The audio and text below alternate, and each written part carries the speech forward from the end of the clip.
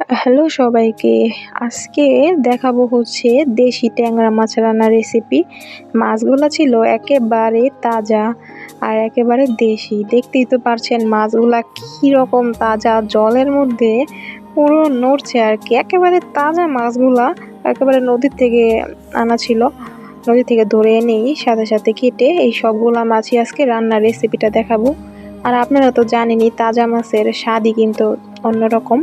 যাই হোক, এখানে কড়াই বসিয়ে দিলাম, পরিমাণ মতো তেল দিয়ে এখানে হলুদ এবং পরিমাণ মতো লবণ দিয়ে মাছগুলোকে ভালো মতো মেখে নিব। এটা ছিল দেশি ট্যাংরা মাছ। আর ট্যাংরা মাছটা আমার পার্সোনালি অনেক অনেক বেশি পছন্দ। যাই হোক, এই পাশে কিন্তু তেলটা ভালো মতো গরম হয়ে গিয়েছে। এবার হচ্ছে আমি মেখে রাখা মাছগুলোও দিয়ে দিব। মাছগুলো যখন নিচের পাশটা একটু হালকা ভাজা হয়ে যাবে, ওই পর্যায়ে হচ্ছে আমি নেড়েচেড়ে একটু এপাশ ওপাশ করে দিব। আর এত বেশি ভাজার প্রয়োজন নেই। তো মাছগুলা মোটামুটি ভাজা হয়ে গেলে নামিয়ে ওই কড়ার মধ্যে আমি তেল দিয়ে দিলাম আস্ত জিরা। জিরাটা একটু ভালো মতো ভাজা হয়ে গেলে এরপর আমি কেটে রাখা আলু দিয়ে দিলাম।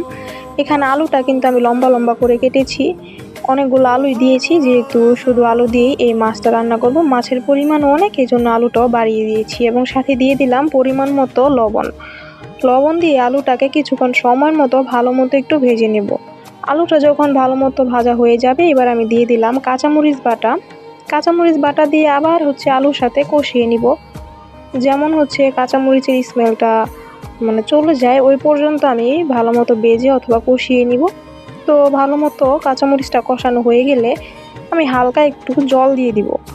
কষানোর আগে কিন্তু জলটা দিবেন না, তাহলে মরিচের কাঁচা স্মেলটা ভালো লাগবে না, আর তরকারি থেকে একটু কাঁচা কাঁচা স্মেল লাগবে।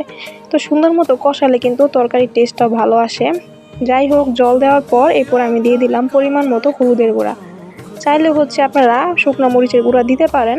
আমি হচ্ছে জাস্ট কাঁচামরিচ দিয়ে রান্নাটা করব, এই জন্য কাঁচামরিচ বাটার পরিমাণটা একটু বাড়িয়ে দিয়েছিলাম।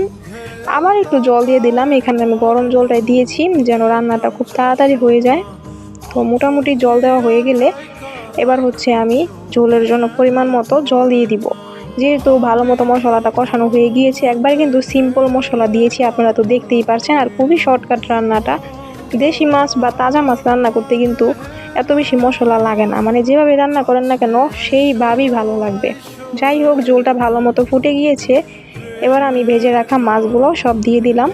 মাছগুলা দিয়ে কিছুক্ষণ সময়ের মতো ঝোলটাকে আমি ফুটিয়ে নিব। তো ঝোলটা যখন ফুটে যাবে, এবার আমি দিয়ে দিলাম ভাজা জিরার গুঁড়া এবং দিব হচ্ছে ফ্রেশ ধনিয়া পাতা কুচি। তো এই দুইটা মশলা দেওয়ার পর তরকারির স্বাদটাই আমার কাছে লাগে চেঞ্জ হয়ে যায়, খুবই সুন্দর একটা স্মেল লাগে। এখন শুধু হচ্ছে ঝোলটা শুকিয়ে যাওয়া পর্যন্ত আমি অপেক্ষা করব এবং হচ্ছে তরকারিটাকে গরম গরম নামিয়ে নিব।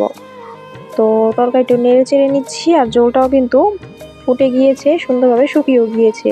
তখন হচ্ছে তরকারিটাকে আমি নামিয়ে নিব। তো খুবই সিম্পল একটা রেসিপি, আর তাজা তরতাজা মাছ, এটার টেস্টই তো অন্যরকম, তাই না? তো আজকের আমার এই সিম্পল রেসিপিটা এই পর্যন্তই ছিল। কার কার ভালো লাগলো রেসিপিটা কমেন্ট করে জানাবেন। তাছাড়া যারা নতুন আছেন তাদেরকে অনেক অনেক ধন্যবাদ।